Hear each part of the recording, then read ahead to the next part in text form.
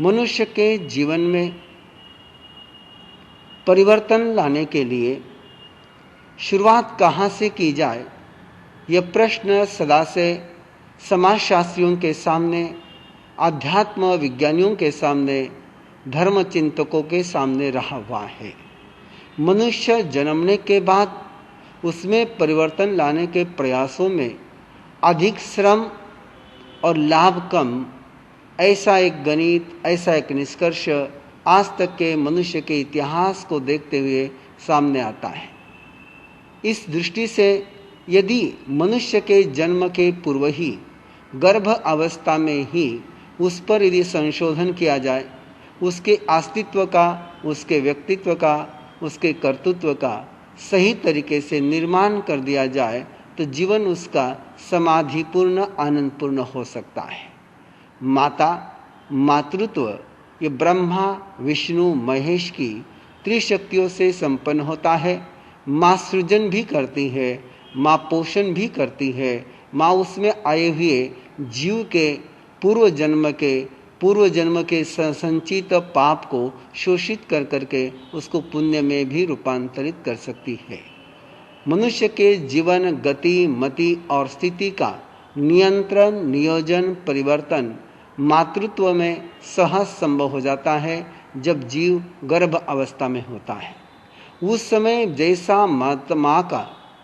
जीवन होगा, जैसी माँ के स्पंदन होंगे, जैसी माँ का सोच होगा, जैसी माँ की श्रद्धा होगी, जैसा आचरण होगा, वैसा ही आने वाले गर्भस्थ जीव का जीवन पर्यंत का सोच बन सकता है। जहाँ कहीं पर भी एक माँ के दो संततियों में अलग चरित्र नजर आता है,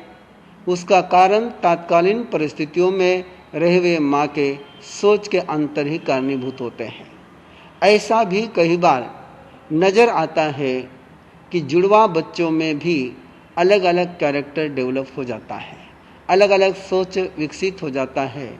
लेकिन उसके पीछे भी कारण माँ ने श्रद्धापूर्वक, आस्थापूर्वक उन पर जो नियोजनबद्ध कार्यक्रम करना चाहिए था, संस्कार की साधना करनी चाहिए थी, वो न हो पाई। इसलिए उनका स्वतंत्र व्यक्तिमत्व उनके पूर्वबद्ध संचित के अनुसार विकसित हो जाता है।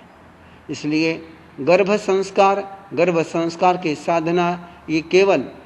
मनुष्य के उज्जवल भविष्य के लिए ही नहीं, तो नारी को मातृत्व का समग्र सौभाग्य का आनंद उपलब्ध कराने के लिए आनंद तीर्थ के द्वारा सर्वाधिक महत्वपूर्ण कार्यक्रम के प्रथम चरण के रूप में कोई कार्यक्रम है तो है गर्भ संस्कार साधना, जिसमें माँ को गर्भधारण करने के पूर्व, पिता को भी और माँ को भी गर्भधारण करने के पूर्व किस प्रकार की साधना करनी चाहिए, कैसे स्वयं की भाव विशुद्धि, शरीर शुद्धि और व्यवहार शुद्धि के माध्यम से आने वाले जीव का स्वागत करने के लिए, उसका संरक्षण करने के लिए, उसका संपोषण करने के लिए स्वयं को कैसे सक्षम बनाना चाहिए, इसका शिक्षण, प्रशिक्षण दिया जाता है। गर्भधारण होने के पल में यदि माँ सजग रहे तो एक पल में ही उसको अष्टमंगल, पुरुषाकार और श्रीवत्स के ध्यान के द्वारा एक सुंदरतम अष्ट नियोजित बद्ध शक्तियों के संपन्न करने के कारण से उसके पूर्व भव के, जीव के पूर्व भव के जो भी अशुभ है वो शुभ में परिणत हो जाते हैं और उसमें शुभ का विकास हो जाता है। परिवर्तन करने का मूल जो आधार गर्भ संस्कार साधना में स्वीकार किया गया, उसमें योगासन को प्राधान्य दिया गया, आहार को भी स्थान दिया गया, लेकिन मूल आधार जो दिया गया वो दिया गया ध्यान साधना को। 5 रंग की ध्यान साधना, पुरुषाकार पराक्रम की ध्यान साधना, श्रीवत्स की साधना, अष्टमंगल की साधना, इनका एक सुंदर नियोजनबद्ध ध्यान प्रतीक चित्र माँ को उपलब्ध कराए जाते हैं और उसकी ध्यान साधना के माध्यम से न केवल आने वाले जीव में ही परिवर्तन, अपितु स्वयं माँ के भी श्रद्धा और चरित्र में परिवर्तन आता है। ऐसी महत्वपूर्ण गर्भ संस्कार साधना जो 9 महीने तक निरंतर चलती है, ध्यान साधना के बल पर और उसके बहुत सुंदर परिणाम जिन माताओं ने इसका लाभ लिया उन्होंने प्राप्त किए हैं। ऐसा ये महत्वपूर्ण कार्यक्रम गर्भ संस्कार साधना का।